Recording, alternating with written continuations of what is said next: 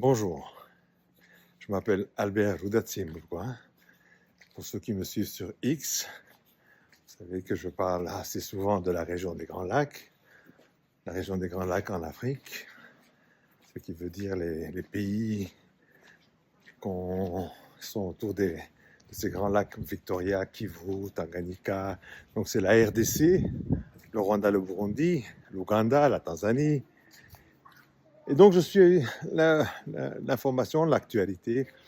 Et je dois dire que j'étais assez troublé de voir, enfin troublé, pas vraiment, là j'exagérais, mais c'était une occasion de voir le journal de TV5 Monde, avec, je crois, si je ne me trompe pas, c'est Nidia Paliakala, qui était donc le journaliste qui présentait ce journal, et qui avait comme, en fait, invité Michaela Arong, qu'elle a présenté comme une autrice, c'est un mot au lieu de dire simplement auteur, une autrice britannique qui a sorti 2 livres sur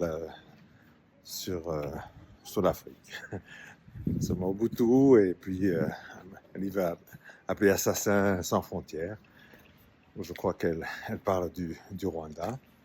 En tout cas, elle a été invitée, je ne sais pas si c'était pour présenter ses livres, ou il fallait parler de l'actualité, parce que toute l'émission, c'est sur l'actualité, et elle parle de l'actualité, comme quoi le M23, depuis quelque temps, il y a eu une prise de Goma, et maintenant aussi, après il y a eu la prise de Bukavu, et elle parlait de nouvelles avancées du mouvement.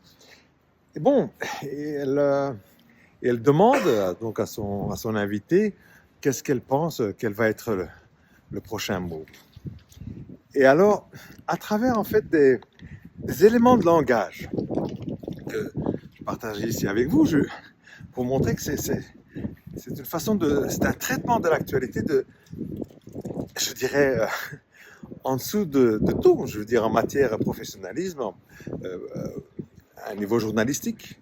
C'est vraiment une drôle de façon de faire du journalisme. Mais bon, parce que quelle est la réponse quand elle demande à Michaela Arong ce qu'elle pense que vont être les prochains mouvements du M23? Elle dit: le problème, c'est effectivement Paul Kagame, le président du Rwanda, qui est le seul à avoir la réponse. Alors, je ne sais même pas d'où est-ce qu'elle tire ça. Pourquoi? Pour elle, le problème, c'est le mot qu'elle utilise, c'est Paul Kagame. Et donc, elle dit que on craint qu'on va voir ceci, on irait peut-être vers Kisangani et tout ça. Mais ce qu'on voit, et puis elle dit, mais on voit la violence, on voit les déplacés, les pillages, les lynchages. Elle parle même des viols, et elle dit carrément 60 viols par jour. Et quand elle dit on voit, le problème que j'ai, c'est il n'y a même pas la présentatrice, la journaliste, qui demande on voit ça où. Là, je vous le demande. Enfin, je partage ça. C'est une question. Quand elle dit on voit, mais on voit ça où? Je n'ai vu ça nulle part. Et en plus, cette précision, 60 viols par jour. Waouh! Et c'est un média, normalement, il faut être professionnel. 60 viols par jour sur TV5 Monde. Par contre, à la même occasion, aujourd'hui, par exemple, j'ai vu un tweet de Alain Destex, un sénateur belge, qui fut quand même président de International Crisis Group, qui a été aussi dans les hautes sphères de Médecins sans frontières. Lui, il est sur place. Il est sur place. Il a, entre autres, aussi interviewé le général Makenga, qui est quand même le chef militaire du M23, qui a expliqué, au fond, dans son interview, comment le M23 ça en est arrivé à devoir attaquer Goma, à devoir, en fait, je dirais, neutraliser les forces qui étaient nuisibles à la population qui était visée à partir de Goma, puisque le M23 se faisait tirer dessus, mais à partir de Goma. Ça, c'était avant l'attaque de Goma. Donc, c'est ce qui a amené l'M23 à devoir prendre Goma.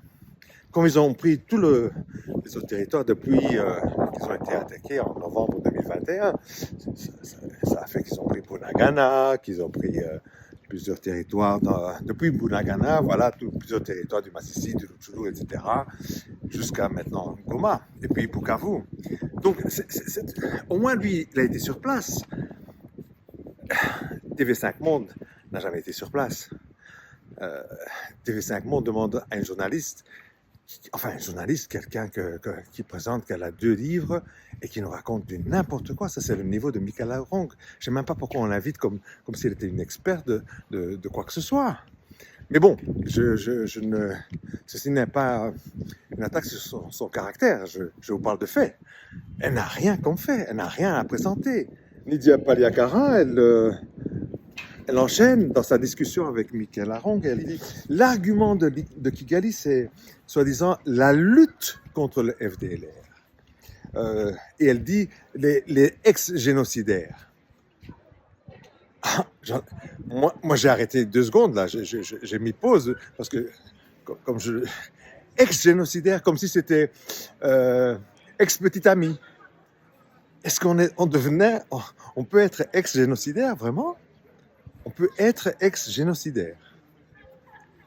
Non, je n'en reviens pas. Et elle demande, est-ce que l'argument de Kigali est-il valable? Alors là, la réponse de Michael Arong, c'est très peu de gens acceptent cela. Très peu de gens acceptent cela. Je ne sais pas de quoi on parle, mais il y a une chose que je suis d'accord avec. En Occident, il y a ce degré de racisme, de ne pas prendre au sérieux c'est quoi le FDLR. Et donc, ce n'est pas des ex-génocidaires, parce que, pour que les gens sachent, ce sont les génocidaires qui, en 1994, ont été battus au Rwanda, pour laquelle la France a trouvé une porte de sortie, parce qu'à cette époque-là, la France mitterrandienne avait soutenu à bout de bras, et au-delà, un régime qui avait préparé et puis exécuté le génocide contre les Tutsis. Et comme ils étaient battus par l'FPR, qui était, dont le chef militaire à l'époque, le commandant en chef, c'était Paul Kagame, pour ne pas qu'ils soient anéantis complètement, ils ont trouvé une porte de sortie sur le Zaïre. Je dirais quand même en mettant la pression sur Mobutu. Mais Mobutu lui-même avait soutenu ce même... il n'a pas eu beaucoup d'efforts à faire parce que Mobutu lui-même avait soutenu le régime génocidaire d'Habyarimana. C'est ça la situation. Et depuis 30 ans, personne n'a trouvé que c'était quelque chose de intolérable. Imaginez-vous s'il y avait eu, je ne sais pas, quelques milliers de nazis qui après, à la chute du régime nazi d'Hitler contre les soviets et les alliés auraient pu s'échapper, par exemple en Pologne ou en Alsace-Lorraine, avec armes et continuer à sévir là-bas à ce moment-là, après la chute d'Hitler et du régime nazi. Je ne crois pas qu'à l'époque, la communauté internationale aurait soutenu que ces gens puissent continuer à pouvoir nuire la région. Mais voilà, c'est l'Afrique. C'est comme si les génocidaires qui ont vécu tout ce temps-là au Zaïre et puis le Congo, que ce n'était pas un problème. Et pourtant, ils sont depuis 30 ans à la frontière avec le Rwanda. Je vois que Michael Arong, elle dit que si ce sont les guerriers de ce moment-là, ils ne les appellent même pas des soldats, c'est des Africains, donc c'est des guerriers, ils doivent être très vieux. Le problème, c'est qu'ils ont tous le même âge que certains qu'elle connaît très bien, comme Kagame et d'autres, et les autres généraux, etc. Mais le problème avec les génocidaires, c'est même pas ça seulement. C'est que c'est quelque chose qui est transmis, c'est une idéologie. C'est pas quelque chose qui s'arrête à ce moment-là. Ça veut dire que depuis 30 ans,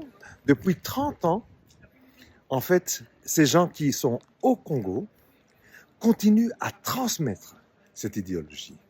Il y a, en fait, de l'autre côté de la frontière du Rwanda, depuis 1885, depuis la division de l'Afrique par les puissances coloniales européennes, on retrouve les mêmes gens qu'au Rwanda. Donc, on a des Banyarwanda qui habitent au Congo. Un certain soir, en février 1885, sont allés se coucher en étant des Banyarwanda et se sont réveillés, et je dirais des habitants du Congo belge de l'époque de Léopold II. Depuis lors, ils ont été des Congolais. Mais ça reste les mêmes gens que les gens qui sont au Rwanda, à part qu'ils ont une autre nationalité. Mais culturellement, c'est les mêmes. Et donc, c'est là que les FDLR se sont installés. Donc, c'est là que les FDLR ont essayé de développer ou de maintenir, je dirais, de garder cette idéologie, de vouloir diviser les gens entre Hutu, Tutsi, comme il avait fait au Rwanda, et de s'en prendre aux Tutsi. Et comme on dit en anglais, as a matter of fact, depuis 30 ans, c'est là le réservoir de gens qui sont toujours prêts à vouloir attaquer le Rwanda à partir de là-bas. Donc, même si leurs dirigeants sont déjà d'un certain âge, ça ne les empêche pas d'avoir une force qui a continué, en fait, à mettre cette région en péril, parce qu'entre-temps, ça a créé parmi ces Banyarwanda, depuis 30 ans, des réfugiés, des gens qui ont dû fuir chez eux et qui habitent dans des camps de réfugiés au bord même de la frontière avec le Congo. Que ce soit en Ouganda, au Burundi ou au Rwanda, et même certains qui ont été acceptés à immigrer dans les pays comme l'Australie, le Canada, les États-Unis. Donc c'est une réalité depuis 30 ans. Et c'est un mouvement donc qui jusqu'aujourd'hui est connu même par les Nations Unies, qui a été mis sur la liste des groupes terroristes qu'il faut combattre. Mais juste pour dire que dans cette émission de TV5 Monde, avec Michael Arong et Nidia Paliakara, de minimiser cette histoire des FDLR comme si ce n'était pas un argument qui serait important pour le Rwanda. C'est vraiment, si ce n'est pas du racisme, en tout cas intellectuellement, je ne sais pas comment je pourrais dénommer ça, parce que c'est intolérable. Mais bref, continuons. D'où est-ce qu'elle tire cette idée qu'ils ne doivent pas être très nombreux? Et elle dit ça à l'antenne. Ça passe comme ça, comme si elle avait des données. Moi, ça nous avait dit, bon, les FDLR, on sait très bien qu'ils sont autant, mais ils ne doivent pas être très nombreux. Ça veut dire quoi? Alors, j'aimerais quand même vous dire que, pour ceux qui n'ont pas suivi, c'est que dernièrement, effectivement, les M23 a pris Goma. Mais à Goma, il y avait plusieurs armées de la MONUSCO. On reviendra là-dessus, d'ailleurs, je reviendrai là-dessus pour en parler un peu plus pour l'histoire de la bataille de Goma. Mais il y avait la MONUSCO, il y avait les forces de la SADC, il y avait des mercenaires européens, hein? On les a vus sur les caméras, et il y avait, bien entendu aussi, justement les FDLR. Et les FDLR, ils ont, à ce moment-là, attaqué le Rwanda. Pendant la bataille de Goma, pendant que les autres se battaient contre les M23, mais les FDLR ont attaqué le Rwanda. Et donc, dire qu'ils étaient une petite force, non. Pour que ces gens-là, en fait, osent, sans aucun problème, s'attaquer au Rwanda, c'est parce qu'ils savaient qu'ils avaient des moyens. Non seulement le nombre, mais ils avaient aussi tout l'équipement qui, depuis 3 ans, sont fournis par Félix Tshisekedi. Donc, avec tout ce que je viens de vous dire, ça nous rappelle qu'il y a un énorme problème parce que aucun des deux, que ce soit la présentatrice ni Michael Arong, a parlé, par exemple, du contexte du M23, de Goma, de l'avancée, et du fait que depuis pas mal de temps, il y a aussi un processus dans les blocs politiques et économiques africains qui sont la East African Community et la SADC, SADC, donc les pays d'Afrique australe, il y a des initiatives pour que ce problème s'arrête, pour que la guerre s'arrête, pour que les violences s'arrêtent. Et la dernière en date, c'est une résolution d'un sommet en commun de ces deux organisations africaines, soutenue après par l'Union africaine, c'est que le président Tshisekedi doit négocier avec le M23. Rien de cela, aucun des deux n'amène ça dans la discussion. Or, c'est aujourd'hui principal, c'est central. D'ailleurs, la dernière nouvelle que nous avons entendue, c'est que le président João Lourenço a rappelé au président Félix Tshisekedi qu'il doit négocier avec le M23. Rien de tout ça n'est repris dans cette émission de Padeaka avec Wrong.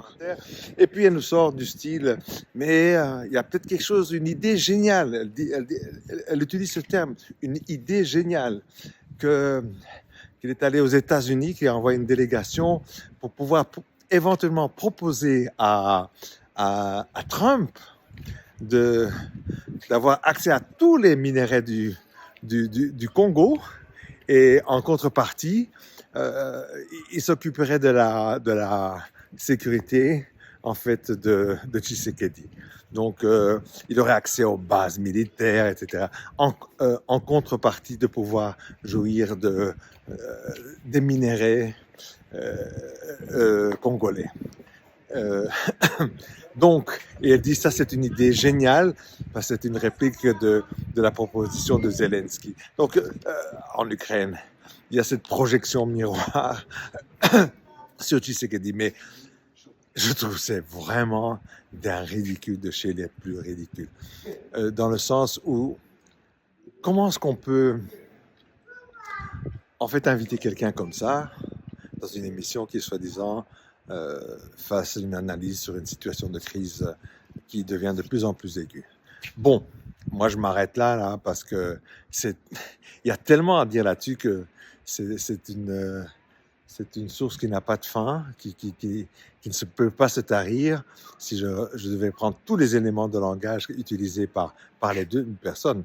Mais en fait, surtout ce que je souligne ici, c'est que TV5 Monde et beaucoup d'autres médias, en fait, quand il s'agit de l'Afrique, ils n'ont vraiment pas le niveau, ils ne nous donnent pas le niveau, et c'est un disrespect, comme on dit en anglais, c'est un non-respect du continent africain et des Africains. Allez, ciao, à la prochaine fois.